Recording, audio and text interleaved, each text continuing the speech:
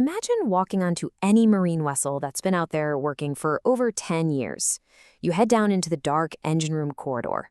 The hum of the machinery is just vibrating all around you, right? And you push open that heavy, locked steel door marked MSB room.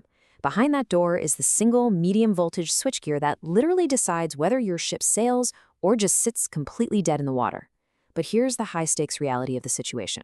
Walk into that room on an older vessel, and you are almost guaranteed to find switchgear that nobody manufactures anymore. So here is the cold, hard truth. Knowing exactly which switchgear model you're standing in front of tells you instantly whether spare parts still exist on a warehouse shelf somewhere, or if you're going to have to do some serious improvising to keep that ship powered. Identifying that model is your ultimate spares reality check. Because if you get this wrong, or, if you just ignore it until something breaks, you aren't just looking at a minor inconvenience.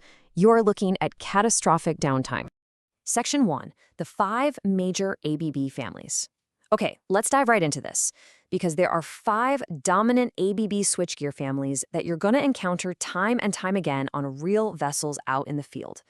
Understanding their pedigree and their current status is an absolutely crucial foundation for every marine electrical and commissioning engineer. Let's walk through the timeline here, and I really want you to listen closely to a certain recurring word.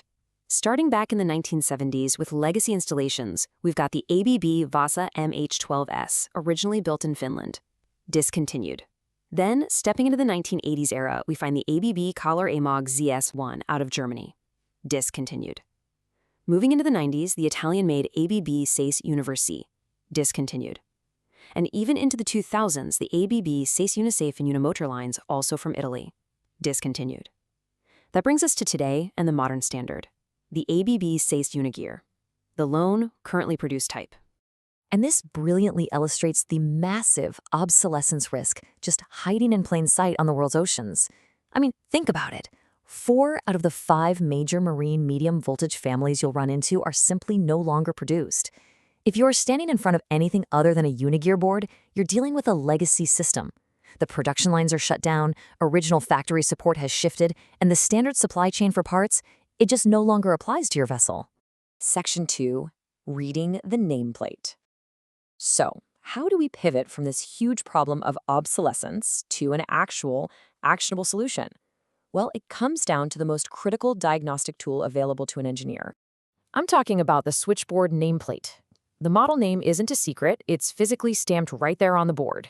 But it's shocking how often it gets completely overlooked by people rushing to diagnose a fault or order a part.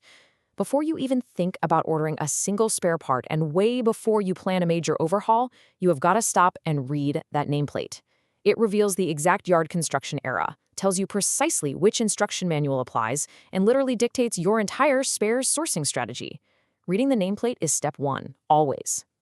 Section 3, real-world sourcing scenario. Let's transition from passive learning to active problem solving. I want to put you right in the shoes of a principal engineer facing a highly realistic, on-the-job challenge. Here's a quick check, and I want you to think fast here. You're out commissioning a 2004-built vessel. You walk into the MSB room, you check the nameplate, and you find you're staring at an ABB ACS6000c board. The captain wants to know, can you just call up the supplier and order OEM spares off the shelf to keep in the ship's inventory? Can you do it? The answer is a firm, undeniable no. Universal production ended years ago. You can't just click a button and expect a brand new OEM part to arrive at the next port.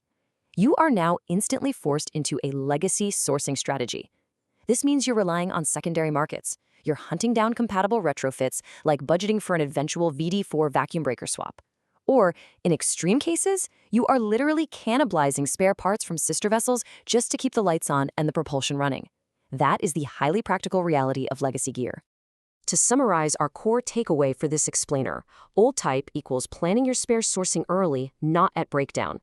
Identifying an unsupported legacy board on site means you absolutely must proactively build a comprehensive spare strategy today. If you wait until there's a catastrophic failure at sea, a burned-out contactor, or an arc fault, it is already too late. Your vessel's going to be stranded while you scramble for discontinued parts. You came into this explainer knowing MSB sizing variables. Now, you have the ability to instantly identify the 5 major marine families by sight and immediately judge whether you're dealing with supported modern gear or a critical obsolescence risk that needs a serious spares plan. Now, whichever model you're standing in front of, they actually all share a brilliant internal architecture that keeps a fault from turning into a ship-wide disaster. But ask yourself this: if a massive arc fault happens on your vessel tomorrow, does your team actually know what's going on behind those metal doors? We'll open them up and find out in our next explainer.